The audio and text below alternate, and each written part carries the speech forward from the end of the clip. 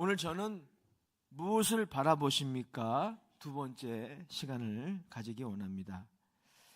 바라본다는 것의 의미는 그냥 넋을 두고 어딘가를 응시한다는 그런 의미는 아닙니다.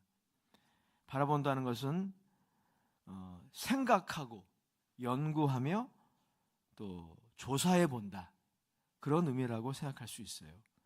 우리가 좀 전에 불렀던 찬송가 149장 주 달려 죽은 십자가, 이것은 아이작 왓스의 찬송시인데요. 여기에 보면 이런 가사가 있죠. 주 달려 죽은 십자가 우리가 생각할 때에 라고 나와 있습니다. 여기서 이 생각하다는 말이 영어 원문에 보면 서베이로 되어 있어요. 자, 이 서베이라고 하는 뜻이 이 바라본다는 뜻을 잘 표현한 것이라 생각합니다. 이것은 재고해보다, 조사하다, 연구하다라는 그런 의미입니다. 이 곡의 작사자 아이작 왓스는 주 달려 죽은 십자가를 이렇게 생각하고 바라볼 때, 그리고 우리가 다 아는 내용이긴 하지만 다시 한번 우리가 조사하고 연구할 때 우리가 얻게 되는 유익이 있다는 것입니다. 그 유익을 노래하고 찬양하는 것이 찬송가 149장이었죠. 순환주간이 시작되는 오늘 종료주일, 이 유익을 좀 더 나누기 원합니다. 예수님이 이 땅에 인간으로 오시고 고난당하심으로 그리고 죽으심으로 우리들에게 놀라운 축복을 주셨습니다. 그래서 이번 주 금요일 시간적으로는 그날 예수님이 십자가에 달리신 것으로 생각이 되는데, 그 금요일을 영어권에서는 Good Friday라고 그래요. Good Friday. 발음 괜찮나요? 네. Good Friday. 뭐냐면 좋은 금요일이라는 거예요. 네. 상징적인 거예요. 예수님의 고난과 십자가의 죽음을 통해 우리가 받게 되는 유익이 있어요. 그게 너무나 대단한 것이기 때문에, 그래서 Good Friday, 좋은 날이다 라는 것이죠. 여러분도 그렇게 고백했으면 좋겠습니다. 자, 본문을 보면은 히브리서의 저자는 예수님을 어떻게 정의하고 있냐면 독특한 정의인데요, 구원의 창시자로 소개하고 있습니다. 자, 구원의 창시자라는 이 말은 구원의 선구자라는 뜻이기도 합니다. 파이오니어라고 정의할 수 있습니다. 자, 선구자라는 존재는 어떤 존재입니까? 어떤 대열의 가장 앞부분에 위치하는 역할을 하는 사람이 바로 선구자이죠. 예수님이 그런 분이시다. 자, 우리 한번 10절 읽어보겠습니다. 시작. 그러므로 만물이 그를 위하고 또한 그로 말미암은 이가 많은 아들들을 이끌어 영광에 들어가게 하시는 일에 그들의 구원의 창시자를 고난을 통하여 온전하게 하심이 합당하도다. 예수님은 그러니까 하나님의 영광에 들어가는 수많은 하나님의 자녀들의 대열에 가장 선두에 계시는 분이다, 그런 뜻이에요. 그리고 그는 고난당하시고 죽으심으로 바로 저와 여러분들을, 또 수많은 사람들을 이 대열에 포함시켰다. 지금도 그 일을 계속하고 계셔요. 자, 11절의 말씀 같이 보겠습니다. 시작. 거룩하게 하시는 이와 거룩하게 함을 입은 자들이 다 한 근원에서 난지라. 그러므로 형제라 부르시기를 부끄러워하지 아니하시고. 예수님은 그 일을 온전히 이루셨습니다. 수많은 사람들을 이끌어 하나님의 영광에 들어가게 하시는 미래의 일을 온전히 이루셨다는 거예요. 여기에 여러분 참 놀라운 신비가 있어요. 수많은 사람들을 이끌어 하나님의 영광에 들어가게 하시는 일은 미래의 일입니다.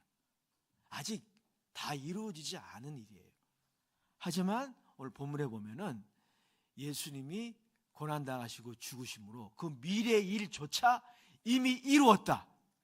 이렇게 성경은 선언하고 있어요. 우리는 여기서 히브리서의 구원에 대한 정의를 발견하게 됩니다. 자, 히브리서는 구원을 현재의 사건, 오늘 이루어지는 사건만으로 표현하지 않고 미래에 성취될 사건으로 이해하는 경향이 있습니다. 이것이 히브리서의 연구자들의 논지이죠. 자, 그런데 오늘 10절에 따르면요, 하나님의 아들의 고난당하시고 죽으심으로 말미암아 그 구원, 오늘 우리가 받게 되는 구원만이 아니라 미래에 우리가 온전히 이루게 될 그 구원까지도 완성하셨다는 거예요. 예. 오늘의 사건으로서의 구원만이 아니라 미래에 완성하게 될 구원까지 예수님이 고난당하시고 죽으심으로 이루셨다는 거예요. 오늘 10절에 보니까 그래서 이렇게 말하고 있죠. 그들의 구원의 창시자를 고난을 통하여 온전하게 하심이 합당하도다. 자, 여기서 이 온전하게 하심의 뜻은요, 도덕적인 윤리적인 의미가 아닙니다. 예수님은 항상 이미 온전하신 하나님의 아들이십니다. 그러므로 이 구절의 의미는 예수님이 고난당하심으로 성화되어 온전해진다는 그런 의미가 아니에요. 자, 이 구절의 의미는 이런 것이죠. 그의 인간 되심, 실제적인 고난을 당하심과 죽으심으로 말미암아 하나님의 목적이 온전히 성취되었다. 이 의미인 거예요. 그 하나님의 목적은 무엇입니까? 많은 아들을 이끌어 영광에 들어가게 하는 거예요. 본문은 이처럼 미래의 사건을 현재의 사건처럼 이야기합니다. 이게 히브리서가 구원을 이해하는 그런 모습이고요. 성경의 구원론이라고 할 수 있어요. 아직 이루어지지 않았지만, 그러니까 아직 이루어지지 않은 일도 예수님이 온전히 성취하셨다. 레이몬드 E. 브라운이 히브리서 강의를 쓰셨는데 이렇게 이 부분을 강의하고 있어요. 신자는, 그리스도인은 자신을 위해 고난받으신 그리스도에 의해 영광으로 이끌리게 될 것이다.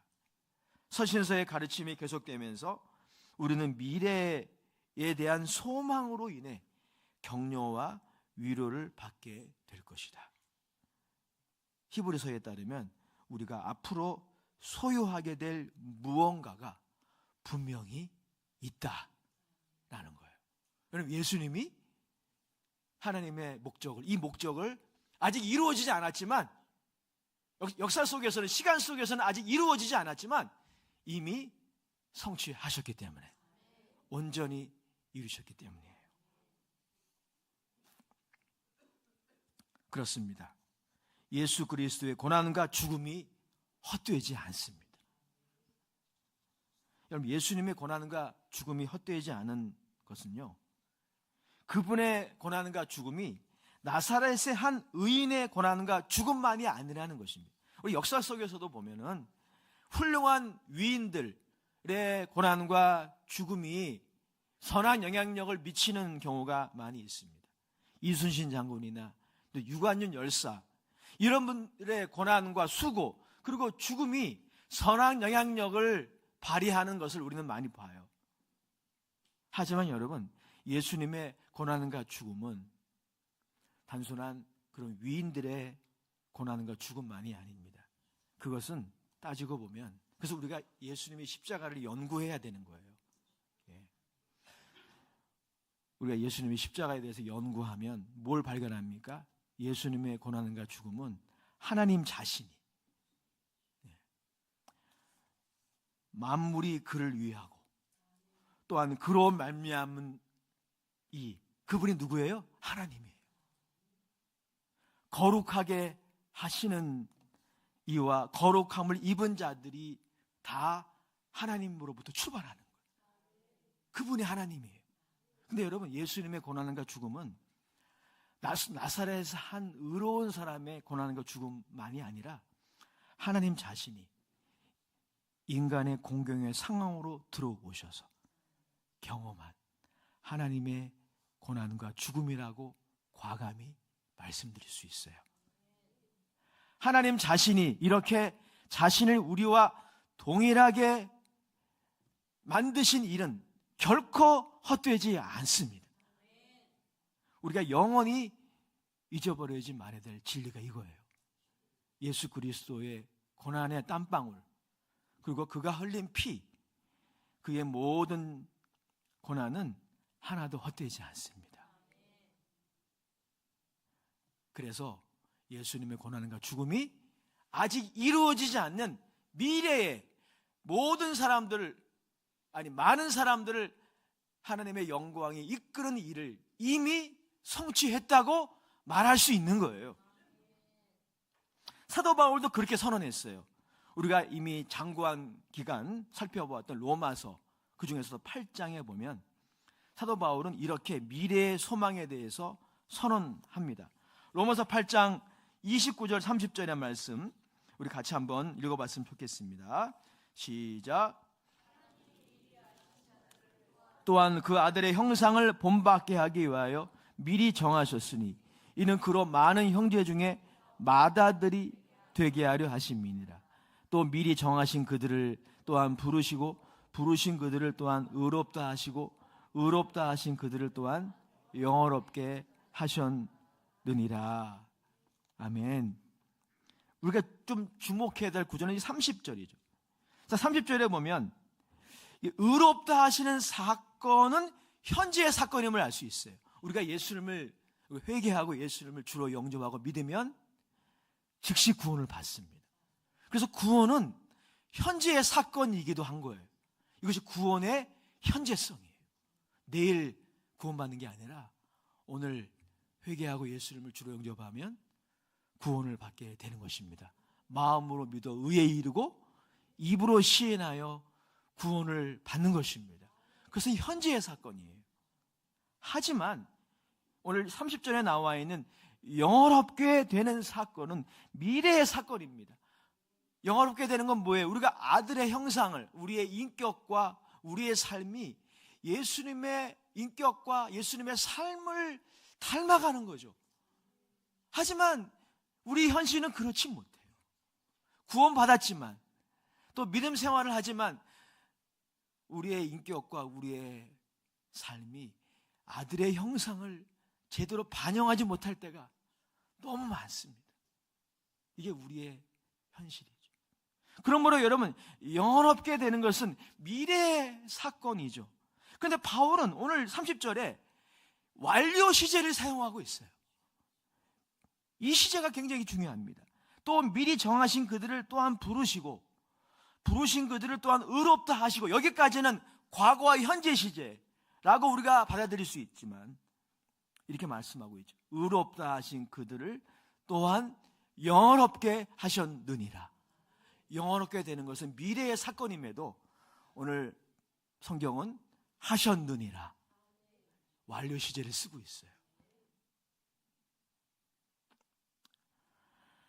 예수님의 고난과 죽음이 결코 헛되지 않기 때문에 그분이 하나님의 이 목적과 뜻을 온전히 성취하셨기 때문에 우리들의 미래의 운명도 예수 그리스도 안에서 정해진 것입니다. 자, 우리의 미래의 운명, 우리가 예수님을 구주로 영접하고 믿음에서 떠나지 않는다면 우리의 미래의 운명이 어떠할까요? 여러분 어떻게 생각하세요? 여러분들의 미래에 대하여 낙관하십니까? 여러분의 미래, 여러분의 은퇴 이후, 졸업 이후, 그리고 결혼 이후의 삶에 대해 여러분 어떤 생각을 가지고 계시나요? 최근에 국민지표라는 기관이 있어요. 이게 국가기관입니다. 국가기관 통계를 내고 발표하는 국가기관인데 이 국민지표에서 조사를 했습니다. 조사를 해보니까 안타깝게도 이게 새삼스러운 사실은 아니지만 대한민국 국민의 이 미래에 대한 불안 지수, 이게 세계적인 수준이래요. 세계적인 수준. 그래서 이로 말미암아 OECD 국가 중에 행복 지수가 가장 밑바닥입니다. 우리 대한민국 얼마나 여러분 잘 나가는지 몰라요. 사실 국방력에 있어서 이제는 10위 안에 든다고 하잖아요. 예, 그리고 GDP 4만 불 이상의 시대에 살고 있음에도 참 아이러니한 우리가 인정할 수밖에 없는 통계 자료라고 할 수 있어요. 특별히 20대, 30대가 이 미래에 대한 불안 지수가 가장 높다고 해요. 연령층으로 보면. 그 이유와 분석에 대해 이 시간 다 말씀드릴 수 없어요. 분명한 거는 우리 미래의 운명에 대해 생각할 때 우리가 그렇게 낙관적일 수 없다는 것이죠. 자, 그런데 여러분, 저는 설교를 준비하면서 로마서 8장 28절, 우리가 좀 전에 읽었던 로마서 8장 29절, 30절 밥회 구절이죠. 우리가 너무나 좋아하는 약속의 구절, 축복의 구절. 예수님 고난과 죽음이 헛되지 않기에. 로마서 8장 28절이 우리의 운명이에요. 우리의 운명이에요. 이렇게 받아들였으면 좋겠습니다. 제 말 때문이 아니라 성령께서 조명해 주시기 바라요. 8장 28절 다 같이 한번 읽어보겠습니다. 시작. 사랑하는 자, 곧 그의 뜻대로 부르심을 입은 자들에게는 모든 것이 합력하여 선을 이루느니라. 이게 여러분의 구절이에요. 이게 우리 장로님의, 안수집사님의, 권사님의 구절이 아니라, 목사님의 구절이 아니라 여러분 거예요. 여러분이 예수님을 주로 영접하고 받아들일 때 이게 여러분의 운명이 되는 거예요. 결국 잘 될 것입니다. 하나님의 영광이 나타날 거예요. 하나님의 영광으로 들어가게 될 것입니다. 이게 본문의 첫 번째 메시지죠. 자, 두 번째 메시지는 질문으로 시작합니다. 자, 그렇다면 왜 하나님의 아들의 연약한 인간 되심, 즉 실제적인 고난과 죽음의 경험이 우리의 구원을 위해 꼭 필요했을까요? 이런 질문을 해보신 적 있으신가요? 신학자들은 이런 질문을 해왔습니다. 교회사 내내 수많은 신학자들이 이 질문을 했습니다. 하나님이 전능하신 분이라면 하나님이 굳이 이런 방법을 사용하지 않을 수도 있잖아요. 그분이 전능하신 분이라면 아들의 고난과 죽음이라는 방법이 아닌 다른 방법을 쓰실 수 있지 않았을까요? 이런 질문을 신학자들이 했고 또 논쟁을 해왔습니다. 자, 그러나 히브리서의 저자는 그 논쟁에 분명한 답을 하고 있어요. 그래서 성경이 답인 것입니다. 성경으로 돌아와야 되는 거예요. 10절의 말씀 다 같이 다시 한번 읽어보겠습니다. 히브리서 2장 10절입니다. 시작. 그러므로 만물이 그를 위하고 또한 그로 말미암은 이가 많은 아들들을 이끌어 영광에 들어가게 하시는 이래 그들의 구원의 창시자를 고난을 통하여 온전하게 하심이 합당하도다. 또 17절도 읽어보겠습니다. 시작. 그러므로 그가 범사의 형제들과 같이 되심이 마땅하도다. 이는 하나님의 일에 자비하고 신실한 대제사장이 되어 백성의 죄를 속량하려 하심이라. 자, 10절과 17절에 어떤 단어가 나옵니까? 합당하도다. 합당하도다. 또한 17절에는 마땅하도다. 즉 여러분 10절과 17절의 말씀에 의하면 다른 길은 없다는 겁니다. 우리를 구원하는, 우리를 영원한 영광으로 들어가게 하시는 그 미래를 보증하시는 다른 길은 없다는 거예요. 이 방법밖에는 없다는 것입니다. 하나님의 아들의 고난과 죽음이 그래서 합당하고 마땅하도다 라는 것입니다. 여러분 이것은 현대 종교다원주의 혹은 포용주의, 자, 종교다원주의의 논지는 이런 것이죠. 구원이라는 목적에 이르는 길은 산 정상에 오르는 길이 여러 가지인 것처럼 예수를 믿는 신앙만이 아니라 다른 존재를 믿는 신앙도 길이 될 수 있다는, 이게 종교다원주의잖아요. 이 종교다원주의에 경종을 울리는 말씀이 히브리서 2장 10절과 17절이에요. 특별히 우리가 하나님의 성품과 인간의 공경을 이해할 때, 우리가 섣부르게 이해해서 그렇지, 우리가 이것을 면밀히 이해할 때 우리를 이끌어 영광에 들어가게 하는 일에 다른 길이 있을 수 없음을 인정할 수밖에 없습니다. 이것을 미리 깨닫고 합리적으로 설명했던 신학자 중에 한 사람이 바로 영국의 한 사제 캔터베리의 안셀름이에요. 그는 왜 하나님이 인간이 되셨나라는 유명한 저서에서 인간의 하나님을 향한 거역과 반항은 하나님의 거룩하신 성품과 결코 양립할 수 없음을 천명하였습니다. 이것을 통해서 하나님의 아들의 고난과 죽음이 합당하고 마땅하다는 것을 합리적으로 논증했어요.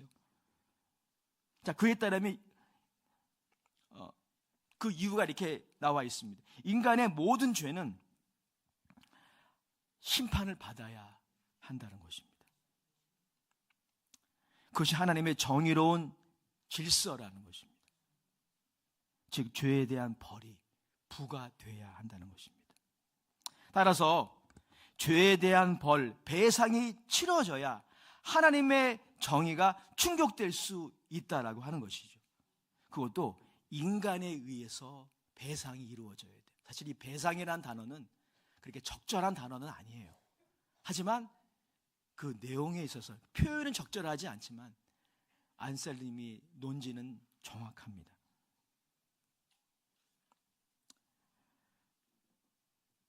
그러나 동시에 인간이 배상해야 할 비용은 너무나 막대하다. 이것이 인간의 현실이라는 것입니다. 시편 49편 7절 8절에 보면 시인이 이 인간의 공경을 잘 묘사했어요. 제가 좀 읽어드리겠습니다. 시편 49편 7절 8절입니다.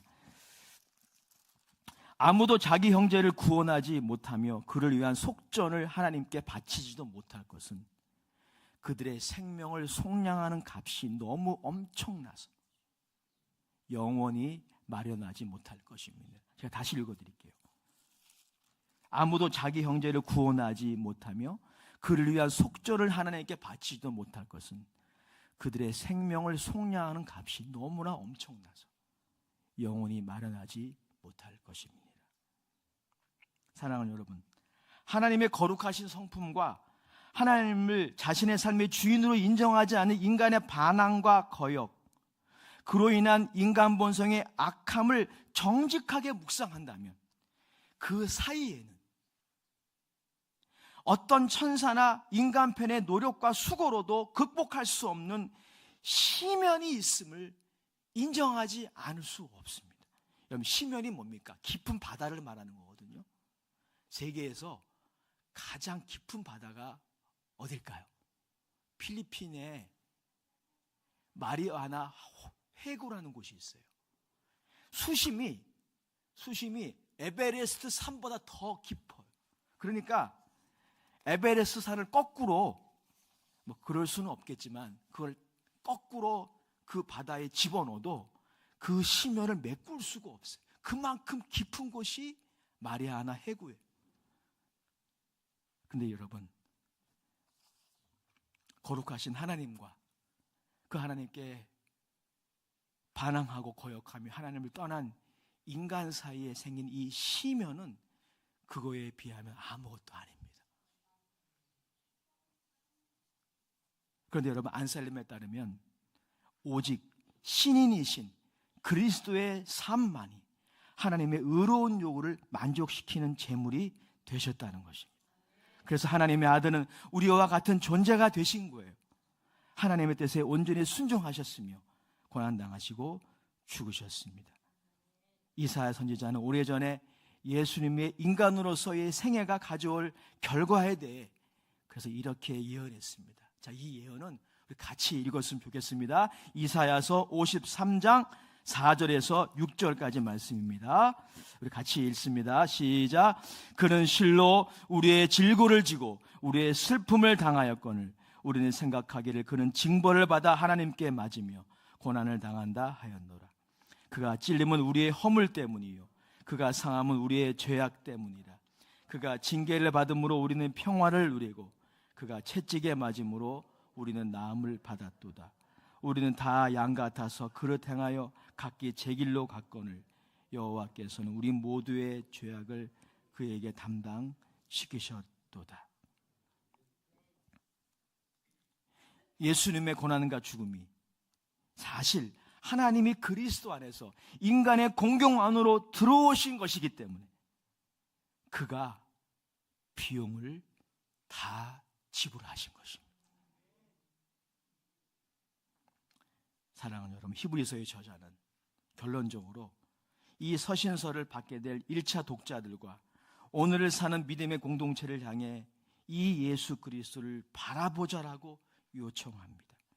그분에 대해 조사하고 묵상하라고 요청합니다. 이 예수님을 이렇게 바라볼 때 우리를 한 번 구원하신 하나님이 우리를 미래의 영원한 영광으로도 인도하실 것임을 소망하며 위로받게 되는 것입니다. 미래에 대한 걱정과 두려움이 짓누르는 1세기 독자들, 이 히브리서의 독자들이 그랬다고 학자들은 그렇게 말하고 있어요. 예수 그리스도를 믿는 것 때문에 고난받는 공동체였습니다. 우리도 마찬가지입니다. 미래에 대한 걱정과 두려움이 짓누르는 1세기 독자들과 우리들에게 예수님의 고난과 죽음이 이룬 것을 바라보는 것은 그 소망 가운데 고난을 견디고 시험을 이기게 하는 힘이 되는 것입니다. 왜 그렇습니까? 우리의 대단함 때문이 아닙니다. 참 하나님이시요 참 인간이신 예수 그리스도의 고난당하심과 그분의 죽으심이 헛되지 않기 때문입니다. 그분은 우리의 구원의 창시자요 선구자가 되십니다.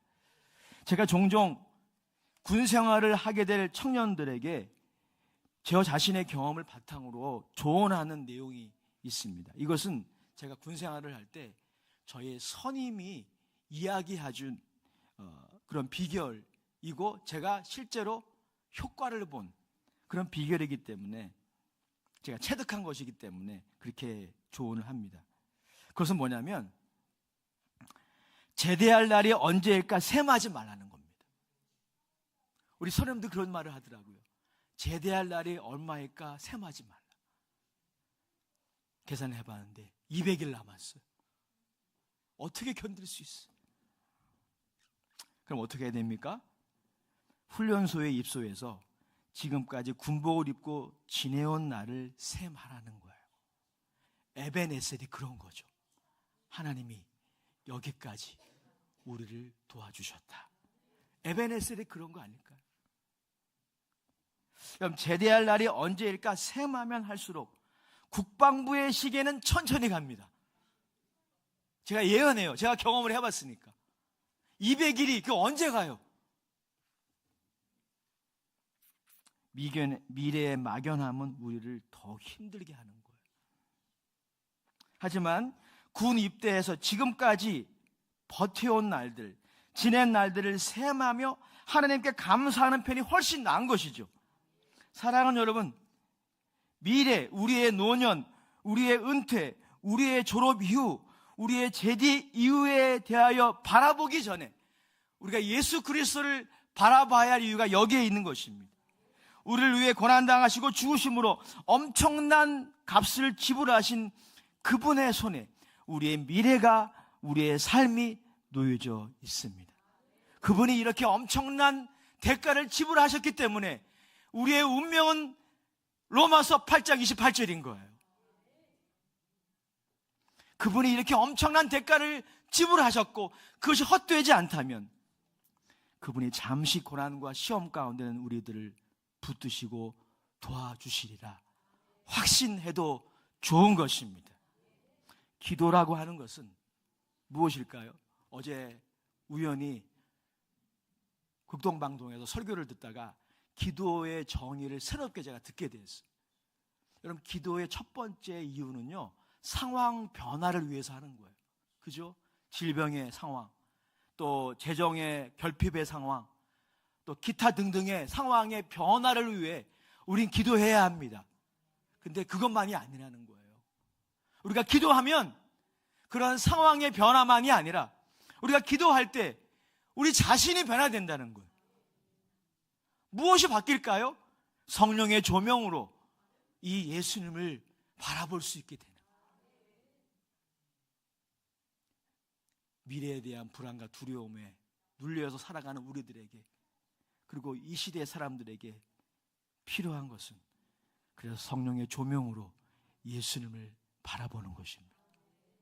우리의 운명이 로마서 8장 28절임을 확신하는 거예요. 이것이 오늘 이 시대를 살아가는 모두에게 필요합니다. 내일부터 시작되는 우리 특별 새벽 기도회 현장에서 온라인으로 여러분 참여하셔서 함께 기도할 때 성령님이 조명하여 해주셔서 이 예수님을 더욱더 바라볼 수 있도록 도와주실 것입니다.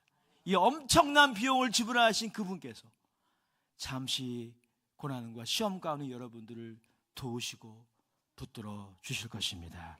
하나님 아버지, 그 은혜에 감사하며 주를 높이는 종료 주일이 되기를 원합니다. 사랑하는 귀한 종들의 성령의 도우심으로 예수님을 바라보게 하옵소서. 우리의 구원의 창시자인 그분을 바라보며 미래에 대한 소망과 확신을 가지고 오늘을 견디어 나가는 당신의 종들 다 되게 하옵소서. 예수님의 이름으로 축복하며 기도드립니다. 아멘.